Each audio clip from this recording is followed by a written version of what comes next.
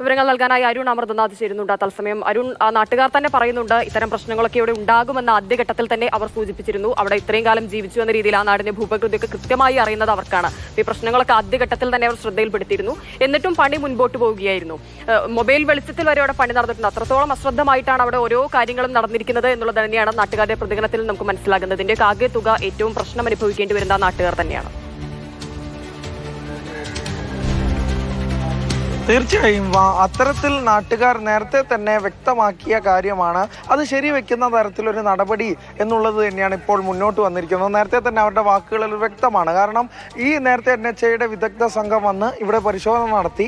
അതിലൊന്നും തന്നെ അവരുടെ വിശദീകരണത്തിലൊന്നും തന്നെ നാട്ടുകാർ തൃപ്തരായിരുന്നില്ല. കാരണം നാട്ടുകാർ ചൂണ്ടിക്കാണിച്ച അതേ പ്രശ്നം തന്നെയാണ് അവരും പറഞ്ഞത്. ഈ മണ്ണിനുണ്ടായിരുന്ന പോരായ്മ ആണ് ഇത്തരത്തിലൊരു അപകടത്തിലേക്ക് ഉണ്ടായത്. പക്ഷേ അതൊരു താൽക്കാലിക പ്രശ്നം മാത്രമാണെന്നാണ് അവർ പറഞ്ഞത്. പക്ഷേ ഇത് അന്നേ നാട്ടുകാർ ചൂണ്ടിക്കാണിച്ചതാണ്. ഇത്തരത്തിൽ ഒരു നിർമ്മാണം നടത്തുമ്പോൾ വേണ്ട പരിശോധന നടത്തിയിരുന്നു, ഈ മണ്ണ് പരിശോധന നടത്തിയിരുന്നു എന്നുൾപ്പെടെ ചോദ്യങ്ങൾ അവർ മുന്നോട്ട് വെച്ചതുമാണ്.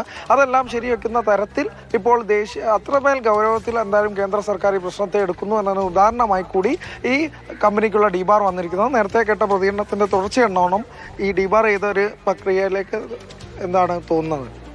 ഡിബാർ പ്രക്രിയ നല്ല കാര്യം തന്നെയാണ് ഇപ്പോഴത്തെ സാഹചര്യം വെച്ച് നോക്കുമ്പോൾ. കാരണം നമ്മൾ ഒരുപാട് പ്രാവശ്യം ബന്ധപ്പെട്ട ഉദ്യോഗസ്ഥന്മാരോട് നമ്മളെ കാര്യങ്ങൾ ഉന്നയിച്ചതാണ്.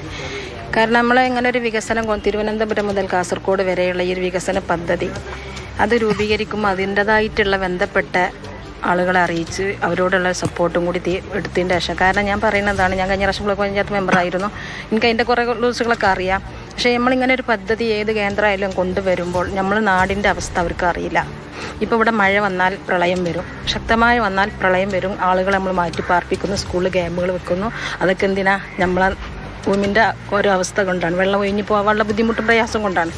അപ്പോൾ അങ്ങനെയൊക്കെ ഒരു വികസനം കൊണ്ടുവരുമ്പോൾ നമ്മൾ പഞ്ചായത്ത് തലത്തിൽ ഒരു കമ്മിറ്റി 12 അംഗ കമ്മിറ്റി രൂപീകരിച്ച് അത് നല്ലൊരു തീരുമാനമെടുത്ത് അപ്പോൾ അവിടുത്തെ secretary, village officer, panchayat secretary, panchayat ഭരണസമിതി അംഗങ്ങൾ ഇവരെല്ലാവരും കൂടി ഇരുന്നിട്ട് അപ്പോൾ ഇവർക്ക് ഉദ്യോഗസ്ഥന്മാർക്ക് അറിയാം, പഞ്ചായത്ത് വില്ലേജ് ഓഫീസർമാർക്ക് അറിയാം ഇവിടെ എത്രമാത്രം വെള്ളം കെട്ടി നിന്നാലുള്ള അനുഭവം എന്താണെന്ന്. അപ്പോൾ അങ്ങനെയൊക്കെ.